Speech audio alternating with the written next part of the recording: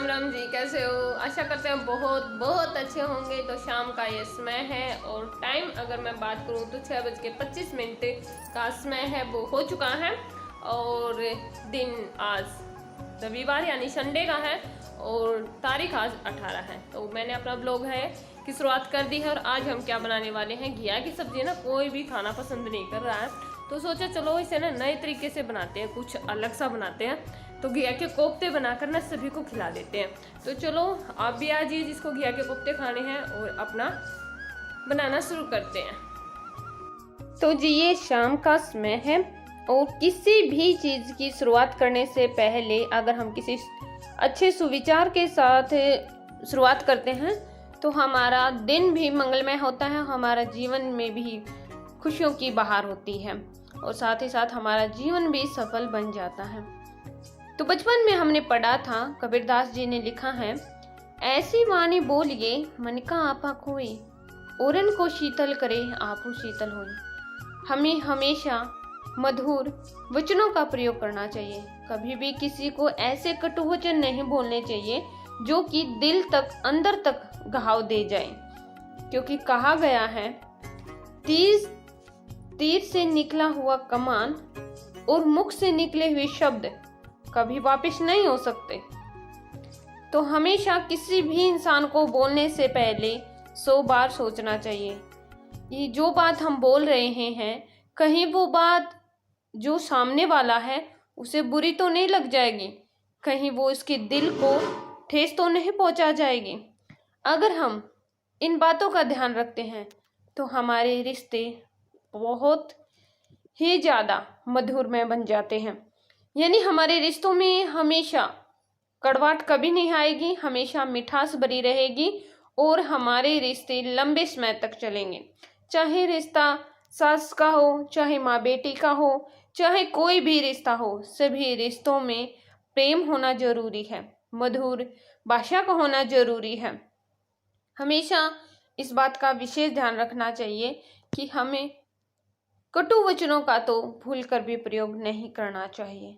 तो चलिए इसी आज सुविचार के साथ आज की व्लॉग की शुरुआत करते हैं।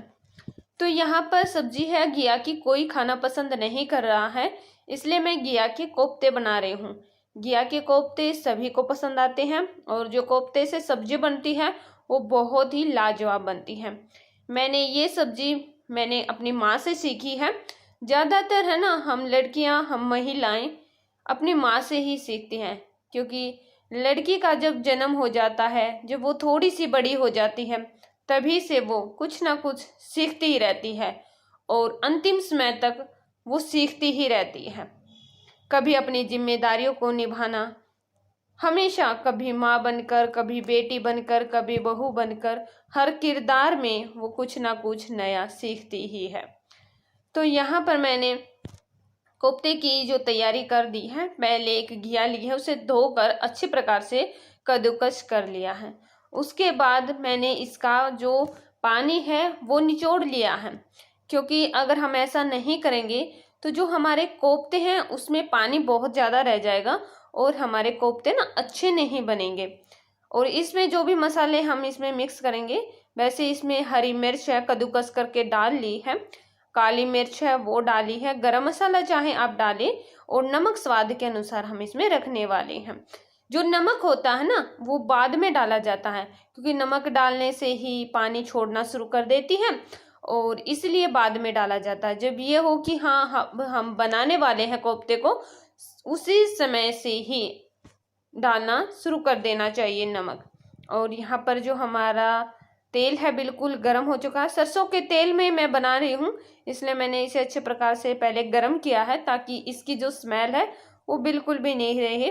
और इसके कारण मैंने थोड़ा सा नमक है इसमें पहले डाल लिया है। तो यहाँ पर मैं इनको एक एक करके सभी कोफ्ते हैं उन्हें अपने बना लूँगी। देखिए, जब भी हम कोफ्ते बनाएं तो बहुत ही धीमी आंच पर इसे रखें। ज़्यादा गर्म मतलब ज़्यादा अगर तेज़ आंच होगी तो कोफ्ते ना वो जल जाते हैं। ये हवा चल रही है और इसलिए आपको ये लग रहा है कि आग बहुत ज़्यादा है, लेकिन आग ज़्यादा नहीं है, क्योंकि जो मौसम है ना आज बहुत ठंडा ठंडा सा मौसम है।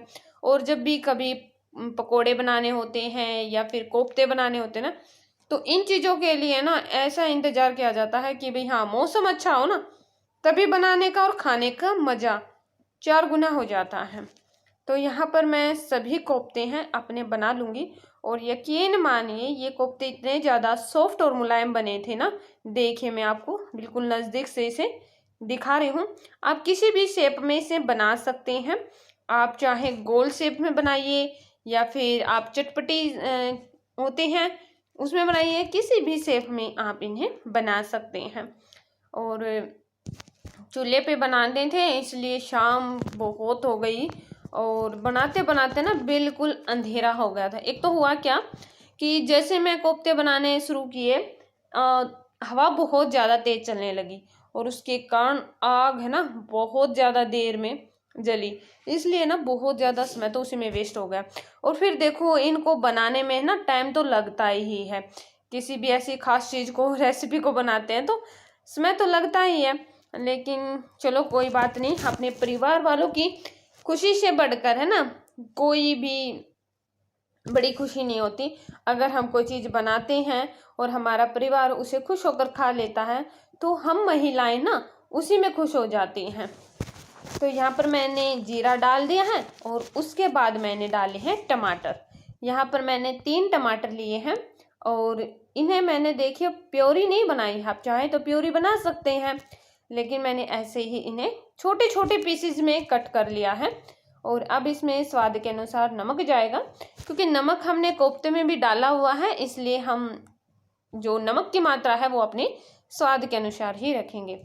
लाल मिर्च हुई, जो देगी मिर्च बोलते हैं, कश्मीरी मिर्च बोलते हैं, वो इसमें डाल लीजिए, इससे कलर बहुत अच्छा आता है। साथ ही साथ मैंने यहाँ पर जो धनिया और हरी मिर्च कद्दूकस करके डाली है वो डाल दी है, क्योंकि हम प्याज नहीं खाते हैं। तो जो प्याज नहीं खाता है वो धनिए और हरी मिर्च को कद्दूकस करके यानी कूट कर डालिए, बहुत अच्छा टेस्ट आता है और लाजवाब टेस्ट आता है। ये ज़रूरी नहीं है कि जो प्याज नहीं खाते हैं उनकी सब्ज़ी अच्छी नहीं होती है।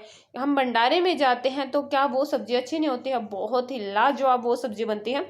और यहाँ पर देखिए मेरी जो सब्ज़ी है उसका कलर भी बहुत ही अच्छा आया है। जब तक कि हमारी जो ये करी है ऑयल नहीं छोड़ देती तब तक हमें इसे अच्छे से पकाना होता है। क्योंकि देखिए अगर हम मसाले को डालते ही तुरंत पानी डाल देंगे ना तो उसका टेस्ट इतना अच्छा नहीं आता है, जितना कि जब तक उसका जो ऑयल है इसमें मैंने डाला है वो ऊपर आ जाना चाहिए, यानी चारों तरफ अच्छे प्रकार से ये लगना चाहिए कि हाँ भाई जो तेल है वो छूट चुका है, मसालों में से अलग हो चुका है, तब मज़ा है। और अब इसमें मात्रा पानी की आप अपने हिसाब से रख सकते हैं, आपको करी कितनी पसंद है। और अब मैंने देखिए मेरी जो करी है ना उसमें अच्छे प्रकार से उबाल आ जाएगा ना, उसके बाद ही आपको ये कोफ्ते डालने हैं। अगर आप उबाल नहीं आया अच्छे से और पहले डाल देंगे तो उसमें जो पानी का टेस्ट है ना वो अलग से आएगा, इसलिए खूब उबाल आने दीजिए और इसके बाद इसमें कोफ्ते डाल दीजिए। तो आज मैं छोटे छोटे कोफ्ते बनाए हैं इसलिए मैंने ऐसे ही डाल दिए हैं। अगर कोई ऐसे खाने पसंद ना करे तो छोटे छोटे पीसेज में भी आप डाल सकते हैं। और यहाँ पर देखें मेरी सब्जी बिल्कुल बनकर तैयार हो गई है। तो मिलते हैं नए ब्लॉग।